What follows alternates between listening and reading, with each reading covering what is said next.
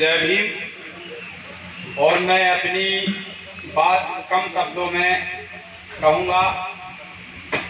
जो बाबूजी ने बताया है, कहा है, कोई राजनीतिक मंच नहीं है कि हम कोई राजनीतिक बात करें। हमको समाज को आगे ले जाने की बात करना है। हमको अपनी समाज को इन गलत तरीकों में जो फंसे हैं, अधर्मों में, हमको निकालना है। हमारी जो जड़ें कटी हुई हैं, हमें उनको जोड़ना है। हमको इसकी आवश्यकता है। हमें किसी दल, किसी विशेषता, किसी रूप की जरूरत नहीं। हमें अपने आप को समझने की आवश्यकता है कि हम क्या हैं, हम किस प्रकार से मजबूती पर जाएं, हम ऐसी कौन सी योजना बनाएं कि जिस प्रकार से हमारे बच्चे पढ़ेंगे, लिखेंगे, शिक्षक बनेंगे और इन लोगों को जवाब दे सकेंगे। हमें यह सोचना है। हमारे जो बाबूजी लगभग कई दिनों से प्रयास राजनीतिक तौर पे समाज को ले जाने में हमेशा आगे रहे हैं और आज भी ऐसा नहीं है कि आगे नहीं है। हम सबको राय दिखा रहे हैं कि भाई हम यहां तक ले आए हैं, आप भी आगे बढ़ाइए इसको। आप भी इस चीज को समाज के लिए आगे, अब हमको आगे तब बढ़ना पड़ेगा जब हम सब एक होंगे। जब हमारी जनसंख्या आज कम है, देखने में लग रहा होगा कि आज हम कम हैं। हमें जब अच्छे विचारों से, अच्छी भावनाओं से जुड़ के गांव-गांव तक बाबूजी का सहयोग देना पड़ेगा, तब जाके हम कुछ कर पाएंगे। कहने के लिए तो बहुत कुछ है, बहुत वक्ता भी हैं। मैं इतनी बात रखना चाहूंगा। अभी बहुत मौका आएगा, बहुत समय आएगा, अपनी बात में खूब अच्छे तरीके से रख पाऊंगा। जय भीम।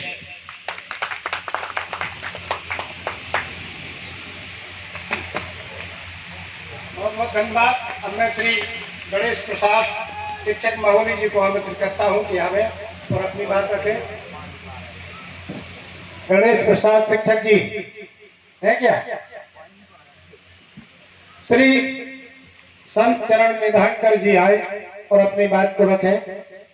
गणेश प्रसाद संत चरण निधानकर जी।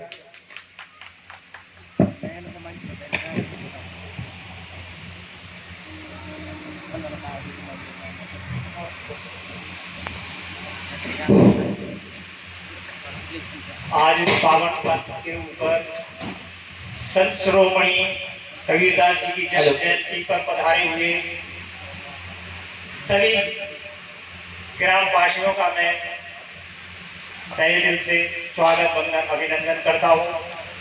और हमारे मुख्य अतिथि माननीय धर्म प्रकाश भारती राष्ट्रीय बौद्ध महासभा के संस्थापक भी हैं, एमएलसी भी हैं और अब ये पूर्ण रूप से थम का कार्य कर रहे हैं। इसलिए मैं उनका तहे दिल से वंदन, अभिनंदन करता हूं। और ये कोई ना तो राजनीतिक मंच है और ये सिर्फ धर्म की बात कर रहा है, क्योंकि हम लोग धर्म में बहुत पिछड़े हुए हैं। बाबा साहब ने 1956 में बौद्ध दीक्षा ली थी और बाबा साहब ने भी कहा था कि हमारा विकास धर्म से ही हो सकता है, क्योंकि बाबा साहब ने जो चिंतन मनन किया उससे ज्यादा आज तक किसी ने नहीं किया था। इसलिए मैं अपना पूरा समय मानवर जी को दूंगा। जय भीम, नमो बुद्धाय।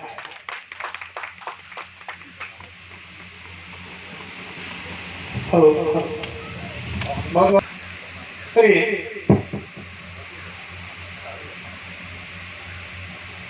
नेताजी भंजन दास जी दरौनी, आपसे अनुरोध है कि आप कबीर साहब की वाणी के ऊपर 2 शब्द बोलने का कष्ट करें माननीय, और जो भी आप महापुरुषों के बारे में बोलने का कष्ट करें। सम्मानित भंजन दास जी।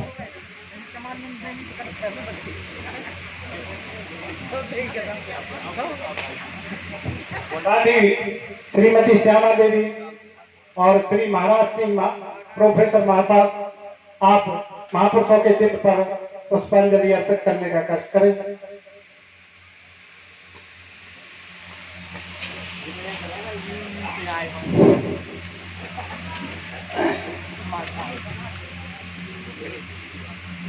सर्वप्रथम शिक्षा की ज्योति जलाने वाले B.R. अम्बेडकर जी के चरणों में श्रद्धासुमन अर्पित करते हुए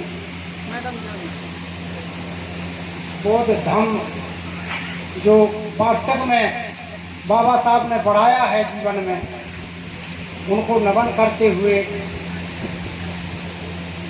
साहिब कबीर साहब के चरणों में श्रद्धासुमन अपने